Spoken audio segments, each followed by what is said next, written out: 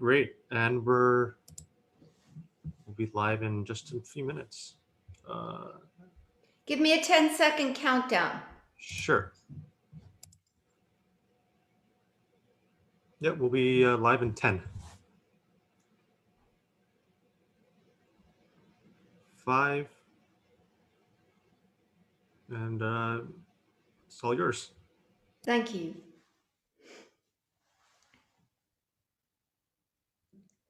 Hello, everyone. Thank you for joining me on this little exploration of the Alexander technique in cello playing.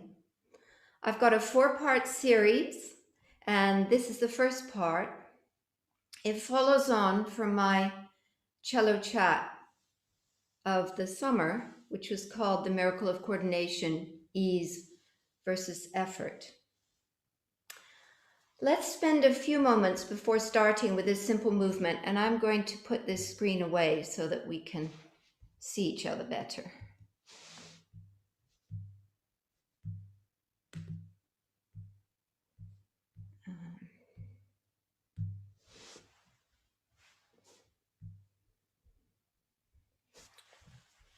There we are. I want you to start with a simple movement that kind of prepares you for listening.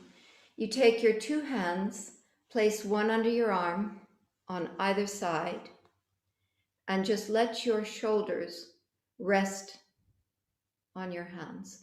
So your thumbs are thinking up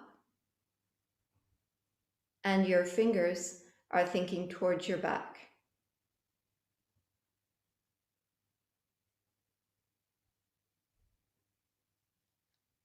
This is very calming and brings you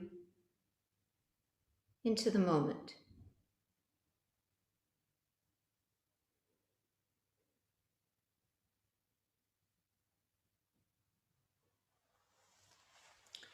We're all looking for an easier, more coordinated way to play. We share many of the same challenges at the instrument, but we have different ways of going about things.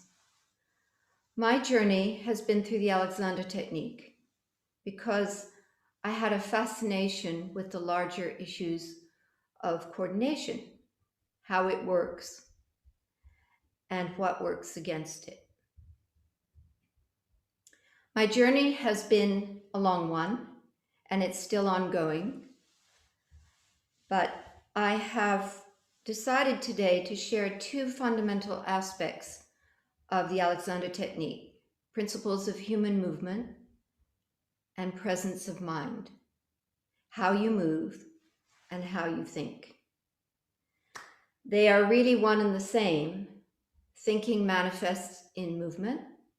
There is no movement without some form of attention, and what form that attention takes determines the movement.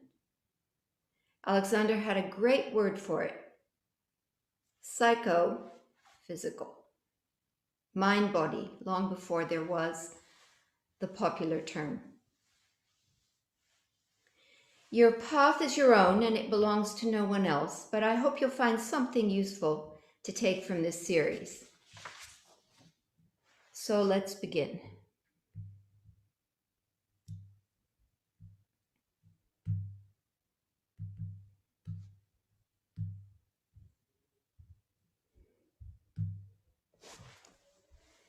Here's part 1, finding your ground, finding your center. I love these 2 quotes below. I chose them particularly for this series. We all know as cellists, if we grew up with Pablo Casals, the first one, he used to say it quite a lot in his master classes, with his hand up in the air like this. And the second one was a surprise to me. I'd never heard anybody say that you translate everything, whether mental, physical, or spiritual, into muscular tension. So the first part is called finding your ground, finding your center. Why do I begin with principles? Because they operate on a universal level. They are fundamental truths that form the basis of understanding movement, not only in cello playing, but in everything we do. Learning about these principles helps us to sort out what is beneficial and what is harmful in how we play. Principles are objective measures. The first one I chose for today is called Finding Your Ground, and it embodies the twin principles of stability and movement. A firm connection to the ground gives us support and the stability to move freely. The importance of this connection to the ground cannot be overestimated in constructive, healthy movement, as opposed to destructive movement, which is harmful and causes excessive tension and even damage to our structures. In harmonious movement, we find the opposites of stability and mobility operating in a dynamic and flowing balance. This is an ancient principle of the martial arts, for example. The arm moves forward in action as the back stays back and stabilizes the movement away from our center. In the Alexander technique, we're looking at the simultaneous need to stabilize and mobilize the body to make sure the back remains firm and strong, but without stiffening, and the pelvis stable, in order to move the head, arms, and legs freely. We can learn to take advantage of the support that the firm ground gives us, instead of lifting our shoulders or tightening our necks and back to stabilize ourselves as we move around the instrument. The idea here is to use the ground to our advantage. So let's begin with the principle of growing down, finding the ground in order to grow up. I've chosen this beautiful slide for you of a tree because it's a stunning example of growing down in order to grow up. The root ball stabilizes the tree and increases proportionally as the tree grows taller and wider. You have the stability of roots and trunk and the movement of the branches and leaves, which is necessary to accommodate the forces of the wind. A seed does the same. It grows down in order to grow up. Here's an example, a different one, of human beings moving from a stable place. Maypole dancing is a British tradition celebrating May Day, and it's believed to have started in Roman Britain 2,000 years ago by soldiers thanking the goddess Flora for the coming of spring. The soldiers danced around decorated trees, but the custom evolved, and now ribbons are attached to a central pole, and the dancers weave in and out. The stability of the pole provides the anchor, which enables free movement of the dancers at the end of the ribbons. This could be a metaphor for a strong and stable back and lightning quick mobile arms and fingers at the end of our structure.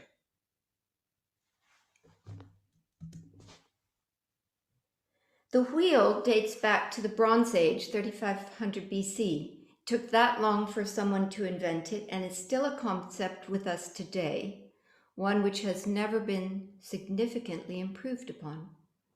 The perfect marriage of stability and movement makes it timeless. The challenge in conceiving the wheel is not that of a cylinder rolling on its edge. It's figuring out how to stabilize the movement of the wheel. And for that, we have this, the axle. The axle is what stabilizes the wheel, and where the axle and the wheel meet is called a joint. Now we have joints throughout the body, which are interconnected to enable movement, but without the degree of friction that might damage the joints, unless we put the joints under excessive muscular contraction. Then we get friction, excessive friction, and consequently damage. Just a little aside regarding the wheel. Anyone who has operated, for example, a wheelbarrow, knows that the one thing to avoid is boggy, muddy soil. For mobility, the wheel needs firm ground, no sinking. Then movement is rapid and easy. Running on firm, wet sand by the water's edge is also much easier than on dry sand for the same reason. And finally, the London Eye. Here are the heights to which the wheel has risen in our time. Have a look at those huge stabilizing struts. They make movement possible in thin air. So, to summarize, finding the ground is the starting point for finding our stability and at the same time, our freedom of movement. Now, I have a short film for you, which will just take me a minute to load, but it follows on very nicely and prepares the next section, which is called Finding Your Center. So I hope I'm successful at this. Just give me a moment.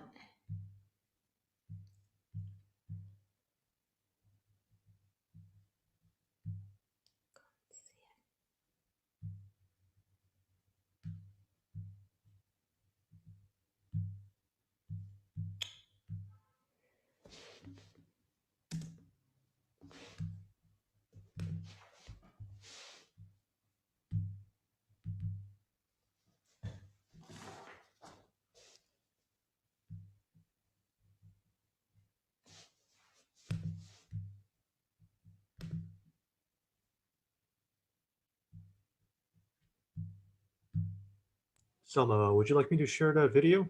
I've just got it now. Okay. I think I'm going to, maybe it'd be better if you share it. Can you do that?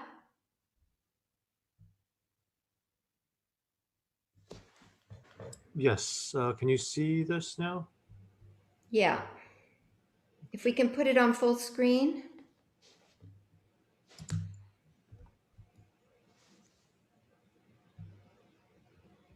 Great.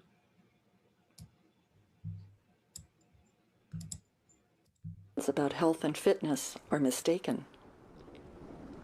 What if so much of what you are doing to be strong and flexible is hurting your health in the long run? This woman's strength is truly bone deep. She doesn't need muscle strength to carry these rocks because naturally aligned bones are doing the work. This man, were he to try carrying rocks on his head, would have to use straining muscles to do this, since he can't rely on aligned bones to help him. His strength is superficial and temporary and will last only as long as he continues to work at it, over and over again.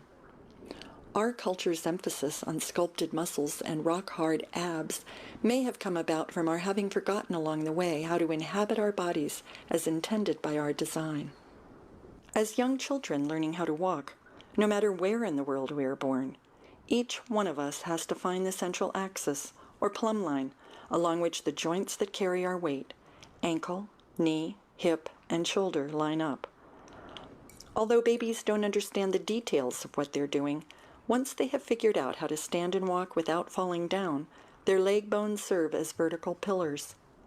This places the pelvis in the natural position that allows the spine to be a self-supporting structure. This support, whether we are sitting, standing, or bending, is designed to last a lifetime. Throughout history, on every continent in the world, people have carried bricks, rocks, water, food, furniture, just about anything at all on their heads, sometimes day in and day out for decades without developing problems. While it is true that some people who carry heavy loads on their heads do suffer serious damage to the spine, it's not because of what they do, but how they do it. We see countless examples today of people who have never carried loads on their heads, but who have gradually crumbled from a lifetime of not having aligned bones. We think of this shrinking as an inevitable feature of aging, Yet examples of people who remain upright and strong bring some of our basic assumptions into question and demonstrate that relying on muscles will eventually fail us, but aligned bones will not. People who age into their 80s and 90s along the plumb line remain vital and flexible. Their spines remain extended, their shoulders relaxed. They have an easy grace and a lightness in their step, and free movement and flexibility in their joints. People who age this way remain physically active long after many of their contemporaries have retired into rocking chairs. Compare these images to those of children today, whose computer and TV-driven lifestyles set them on an early course of collapse. Besides the obvious aches and pains that result from misplaced bones, their vital organs and connective valves and plumbing are compressed, impairing blood flow, breathing, digestion, elimination, and nervous system functions. Just how much of a part do these conditions play in determining their future health and the development of many modern diseases that have become epidemic? No one really knows, because our current beliefs about alignment and good posture are thoroughly misunderstood. Certainly, were we to have the parts of our car engines so out of whack, we wouldn't be surprised if our cars broke down. The fact that this is not being addressed by anyone today, especially within the medical community, represents one of the biggest blind spots in our thinking of what contributes to overall health and true fitness. The human body is governed by the same laws of nature that apply to physics and engineering. An architect designs a house with vertical pillars that are essential to supporting the weight of the physical structure. It's not difficult to imagine the stresses placed on a house when its foundation posts are not absolutely vertical.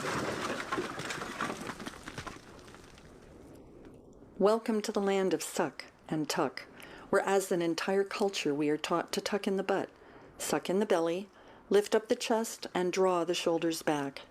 This, we are taught, is the proper way to stand up straight. But is it? In order to stand this way, I must contract many muscles to keep myself held up.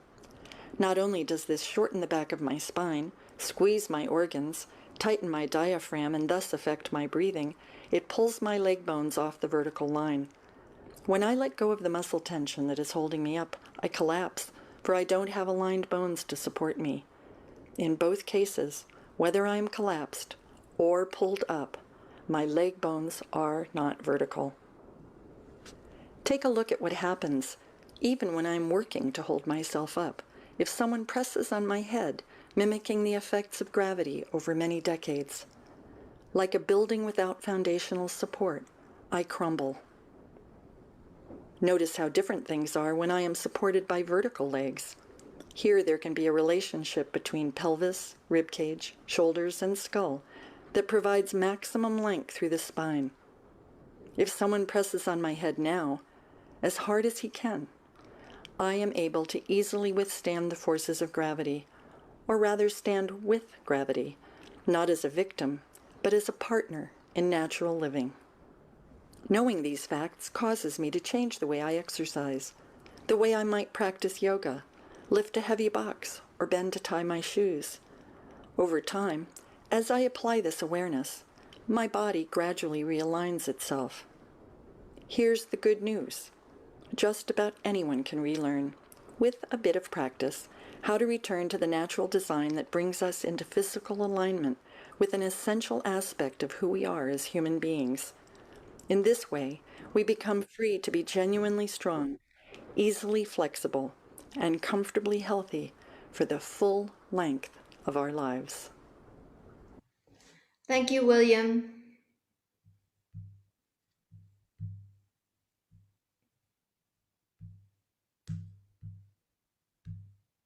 Sure thing.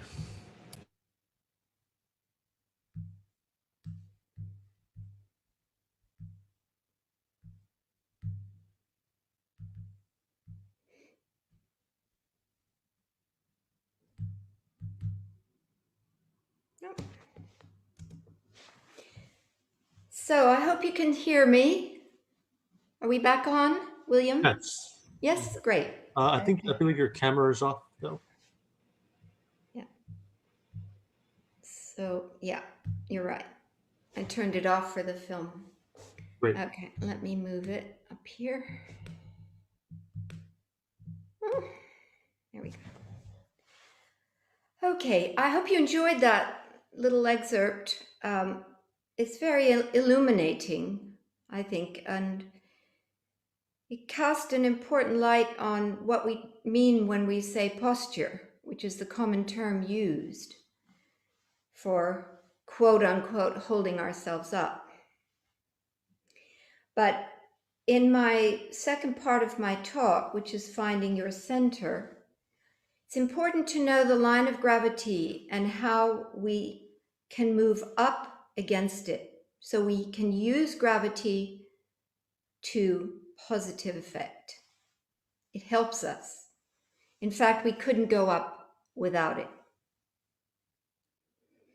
So the line of gravity falls through the head just in front of the atlanto-occipital joint, which is the joint where the head and the skull meet, the spine and the skull meet.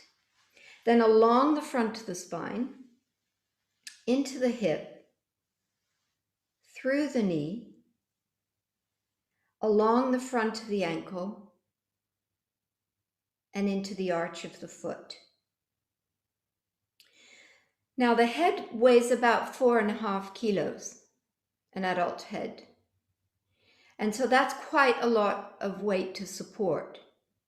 So nature has cleverly designed us so that there's more weight in front of the balance point of the head. And it is counterbalanced by the powerful muscles along the spine. So there isn't one thing that we have to hold up, one head, but we have a counterbalance between the head and the back, and between the hips and the knees.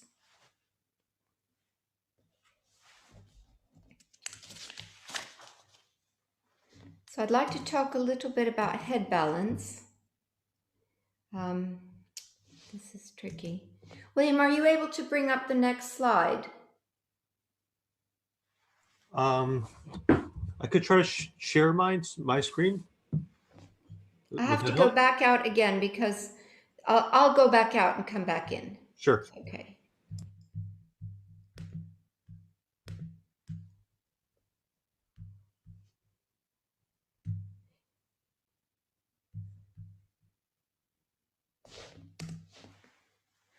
Okay, I'm going to bypass my view and just speak into the microphone because it's easier to show the PowerPoint.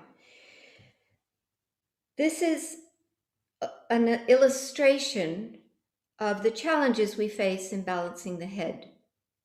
In modern day life, the head tends to get pulled back and down, as you see on the right-hand side. And on the left-hand side is a properly balancing head. So the weight is allowed to go forward and slightly up of the spine. And that's so important for us as cellists because our major challenge as cellists is to deal with this heavy head. And you can see a lot of difficulties amongst different cellists when they perform. Some of them pull the head down, some of them pull the head back, some of them pull it sideways. But all of that disrupts the healthy function of the spine. So I think you need to share your slide. I think we're just seeing you right now. Oh, you're not seeing the slide. Okay, let's go back.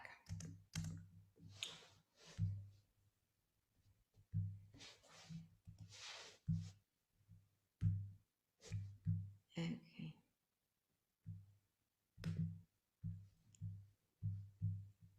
Now I'm supposed to be able to pick it up from here and still, people should still be able to see it. Are you able to see it? Yes. Okay, I'm going to leave it on minimized because that's the most efficient. Sure. Okay, so here's the example. I often use my hand to show this, and if you want to do a little experiment with me, you can, of tightening your fist and placing your 2 fingers on your wrist. And you'll sense that the wrist becomes very tight as you close your fist. That could be your neck, and your hand can be called your head. So you can then try to move the hand round and you can see the impediment you're facing with the tight neck. And then gently release the hand, open the neck, and then the movement is very free.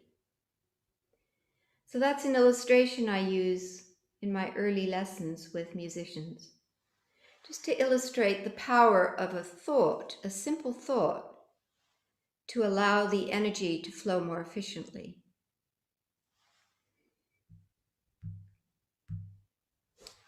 This is a more detailed drawing of the head releasing forward and up,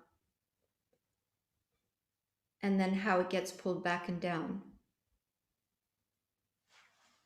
This is, of course, linked to larger muscles throughout the spine and the front of you. So these are simplistic pictures, but it's good to start here and understand the importance of head balance to finding your center.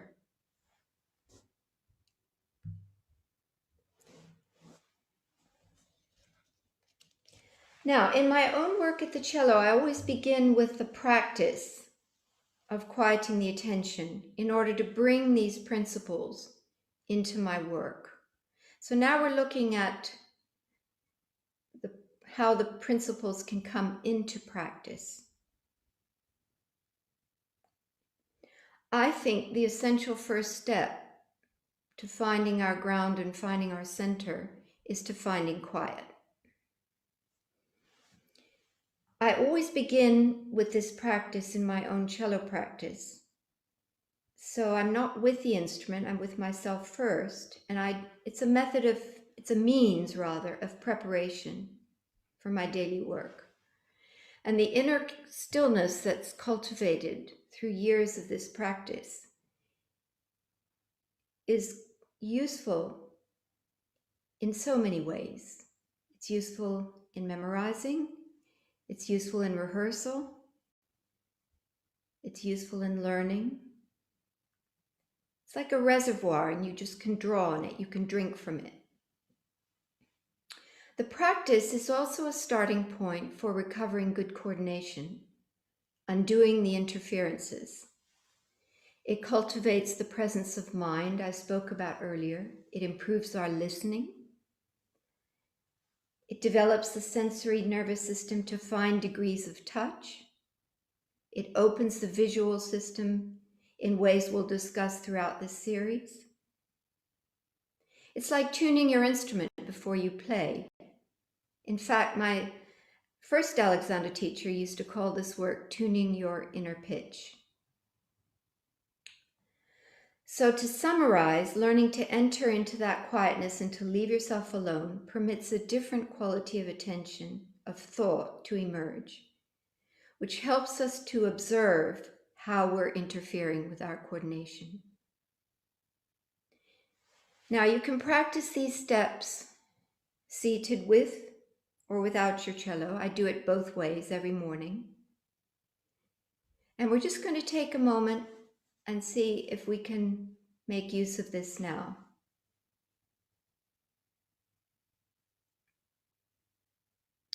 So the first step is to sense the freedom in the neck. You just send a little message. You don't have to make the neck free or move it about. You just send a gentle message for it to let go. And as it lets go, you can become sensitive to the crown of your head, which is this area here, opening into what's above you. And as you sense what's above you, you can also be aware of your sitting bones underneath you.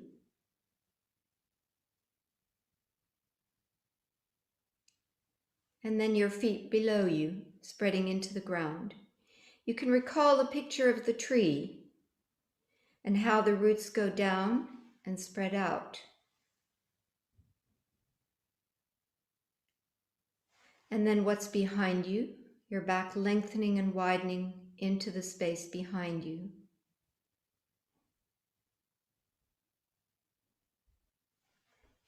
And then what's in front of you? Your knees growing out and away from your hips.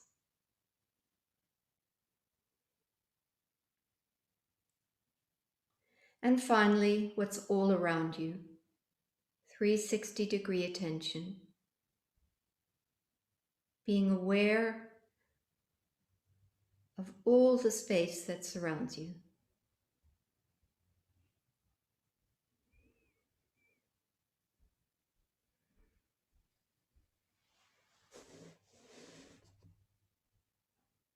So, moving along, I found a lovely picture that embodies this open attention. And there it is.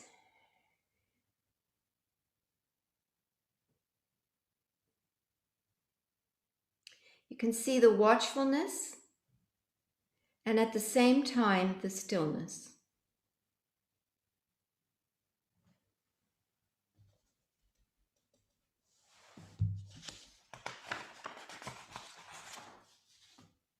Would that we could play the cello with that presence.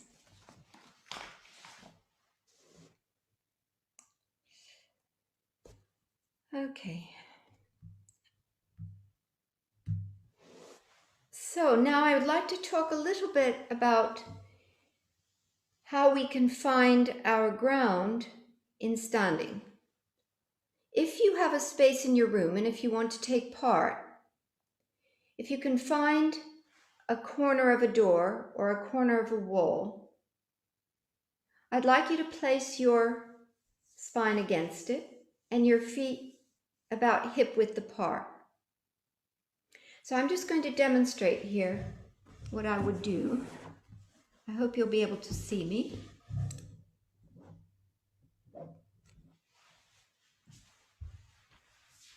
This is my corner. And I just line up my spine without trying to make it straight, just a gentle resting of the back against that corner.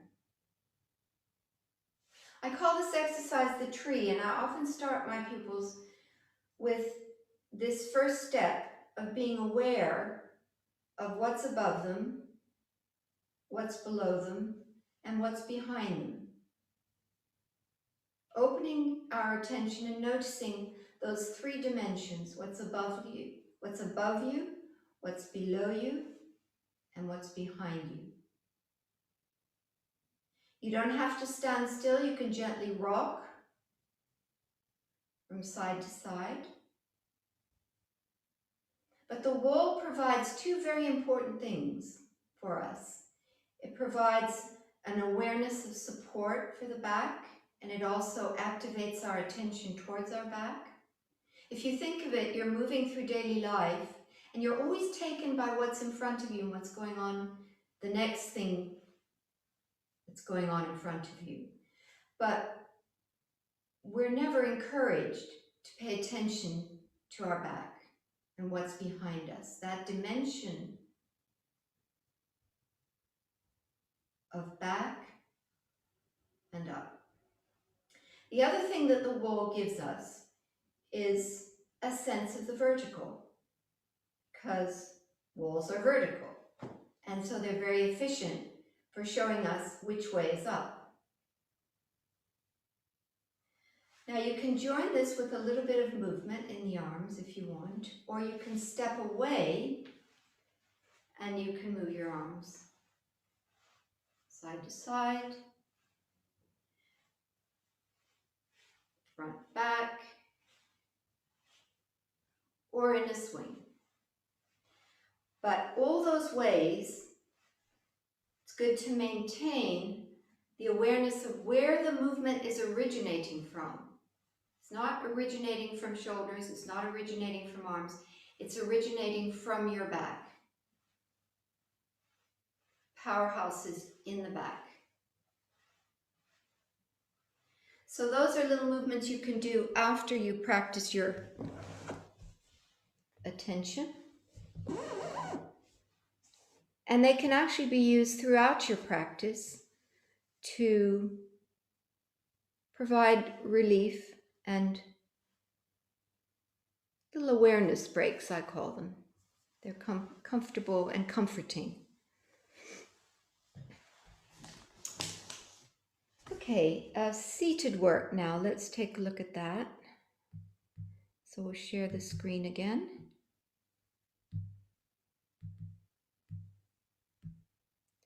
This is one of my favorite pictures. I think I used this in the original CelloChat. But I want you to take a good look at the blue area, which is your sitting bones, and the pink discs, which is the contact point for those bones. I very much encourage you, if you want to take a screenshot and print this off, put it on your wall, because your sitting bones are your best friend as a cellist. You spend a lot of time on them, so it's a good idea to get to know them. The hips are the other part of this equation. You can see in the lower right-hand corner the words hip joint. So I call the rockers your sitting bones and the rollers your hips. And both of them have to be able to move freely for you to move with your cello. So if you have what's called a hard stool like that, it's a good idea to find one. And you can practice. It's been my lockdown project for the last 6 months to really get to know my sitting bones. I thought I knew them, but there's no comparison between what I know now about them and what I knew 6 months ago. And it's because I worked every day with my awareness to deepen it and to explore the range of movement of those bones. So the reason I ask for a hard surface is because you get more feedback than if you sit on a cushion. You don't have to spend all your practice time, but it's a good idea to spend 5 or 10 minutes of your practice at the beginning, just rocking back and forth and getting to know how those bones bear your weight. I gave in my first talk a lovely exercise where you sit first on one side of the chair and drop the other half of your pelvis. So only one half of the pelvis is sustained on the chair, and then move over and do the other side and then sit on both sitting bones. That's a lovely way to get to know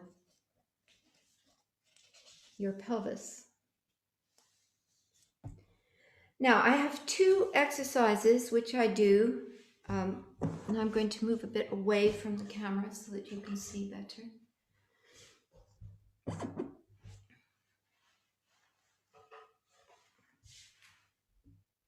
Down here. To orient you to your center. And you get the benefit of this. Move away a bit further so you can see me better. One hand up to the ceiling and one hand down to the ground. And you simply move that way. And as you come around, you change. One palm is now up and the other palm down. And you come that way. And the idea is that you maintain your center line whilst you move your arms. And again, you change in mid-rotation and come up. So your center line is there for you all the time.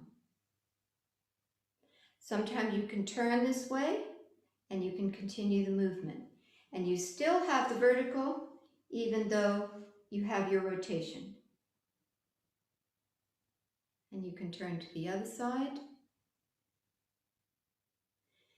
The idea is that you're connected to the ground and finding your center.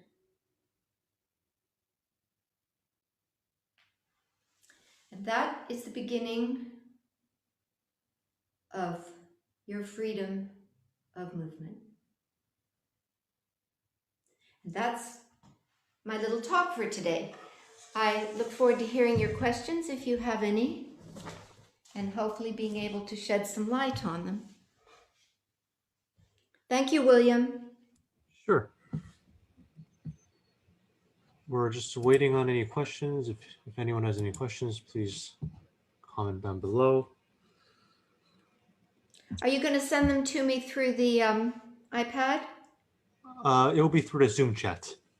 The Zoom chat, okay. So And I believe you can stop sharing your screen. Screen, okay, good.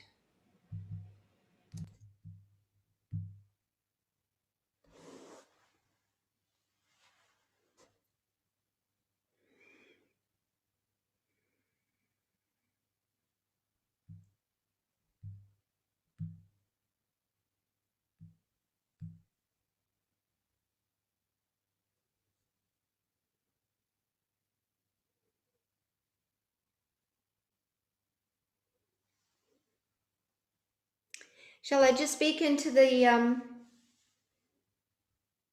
into Zoom and answer? Sure. Yeah. Hello, Maria. You're very welcome. If you have any questions, I'm happy to answer them.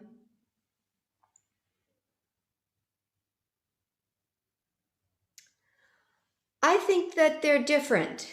I have a question here that says Alexander versus Feldenkrais, similar. I think they're different because they start in different places. Feldenkrais starts from movement, and Alexander starts from stillness and quiet, and then evolves into a movement. So if you explore the two, I think you'll come to see that that's the fundamental difference. I have a question about chair height and how that affects the balance on the sits bones. I think that's a very important issue. And I have a friend called Victor Caesar who wrote a lovely book called New Directions on Cello Playing. And there's a great discussion in there of chair height. I want to refer you to that.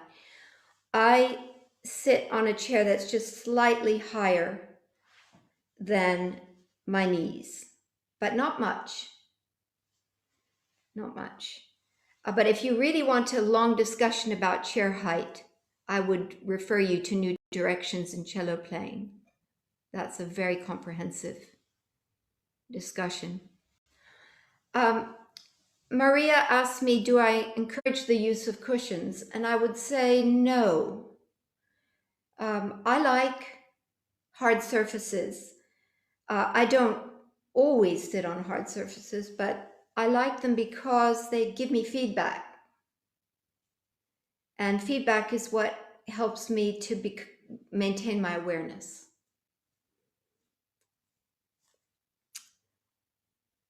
Cervical hernia. Gee, that's a tricky one. I would advise that you start some Alexander lessons and possibly some cranial sacral therapy.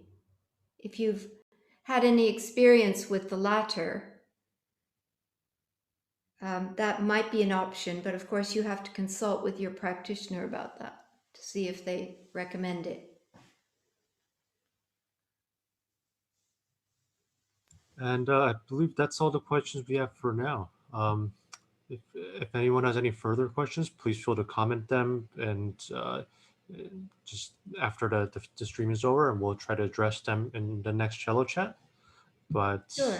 thank you very much, Selma, for your time. Thank you. Bye for now.